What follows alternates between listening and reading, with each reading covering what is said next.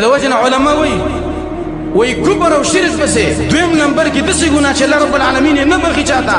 او دا بنده به همیشه په جهنم کې پروت وي هغه د بې ګناه مسلمان قتل دی چې یو سړی بې ګناه مسلمان قتل کړي دا انسان به همیشه په جهنم کې پروت وي او الله رب العالمین دا بنده بخیم نه حدیث کې راغلی دی په روایت د انس ابن مالک رضی الله عنه دا وایي چې ما د نبی صلی الله علیه وسلم نه اورېدلی دي چې نبی صلی الله علیه وسلم ویلي چې اکبر الکبائر غټ د غټونو ګناونه هغه کوم دي یو د الاشراک بالله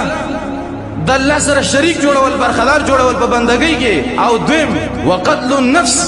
د بې ګناه مسلمان قتل چې دا غټه ګناه ده او د غټو نه غټه ګناه ده او به یې ویلي چې وحقوق الوالدین د مور او پلار نافرماني دا غټه ګناه ده به یې ویلي چې وقول الزور د دروغو گواهی د دروغو خبرې چې په دې باندې انسان جهنم ته داخليږي یو پکې د بې ګناه مسلمان قتل له چې په دې باندې انسان جهنم ته داخليږي د دې وجه حدیث کې راغلی په روایت د عبد الله بن مسعود رضی الله عنه چې سباب المسلم فسوق مسلمان ته کنزل کول د بې دیني د فسق ده په دې باندې انسان فاسق کیږي مسلمان ته کنزل کول جابر رضی الله عنه وی ورځ ما کنزله وکړه او ما نبی صلی الله علیه وسلم نو لیدله چې پام می وکړه شاته رسول الله ولاړو سخ خجالت شوما نبی صلی الله علیه وسلم راته ویل چې یا جابر لا تسبن احد ورته دینه بعد ګره چاته کنزل ونه کی جابر وی د دینه بعد ما سپیو خنزیر تم کنزل نه لیکلی وی نبی صلی الله علیه وسلم وی مسلمان ته کنزل کول ګره د بی دینی دا فسق ده وقتاله کفر رسول الله فرمای د مسلمان سره جنگ کول د مسلمان جنگ حلال ګڼل دا ګوره کفر دی په دې باندې انسان د دین نه وځي څوک چې د مسلمان قتل جائز وګڼي نو هغه مفتی تبع دی هغه مولا تبع دی هغه قاضي تبع دی چې هغه د دې فیصله کوي او دا فتوا ورکوي چې تاسو د بې ګناه مسلمان قتل کوي هغه انسان تبع دی خانه تبع ده چې چا د بې ګناه مسلمان مینه توکړه دا انسان غرق دی او تبع دی مسلمان د قتل نه ځان ساتل پکار دی عبد الله بن عمرو بن العاص وای ما د نبی صلی الله علیه وسلم نو ورېدلی دي چې څلور داسې ګناونه دي چې د انسان ملا ماته یو د جهنم منځ ته په انسان الله رب العالمین رسوي یوه ګناه ده هغه شرک او کفر دی چې انسان په د جهنم منځ ته لیږي او دویم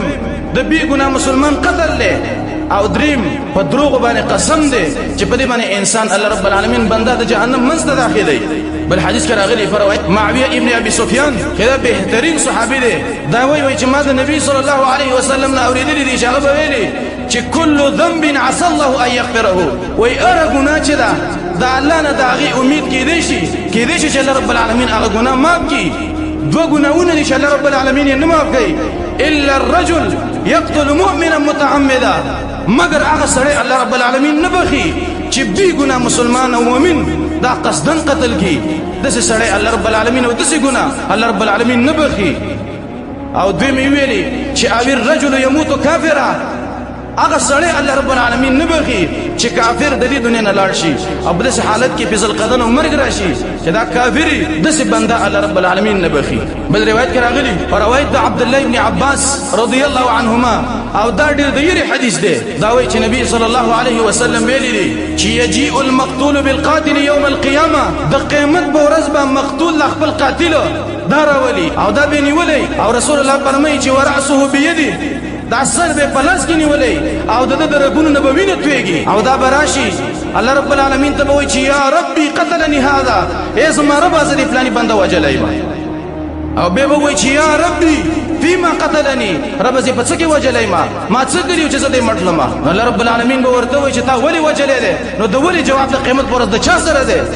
چې را داده سه او داده سه تاسو جواب خو به نشي ویلې وای الله رب العالمین به وایي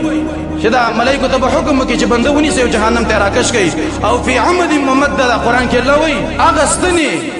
چې هغه منځ د ور نه ډک دی هغه پیپونه الله رب العالمین به وایي چې دا قاتل بوزي او په دغه پیپونه کې د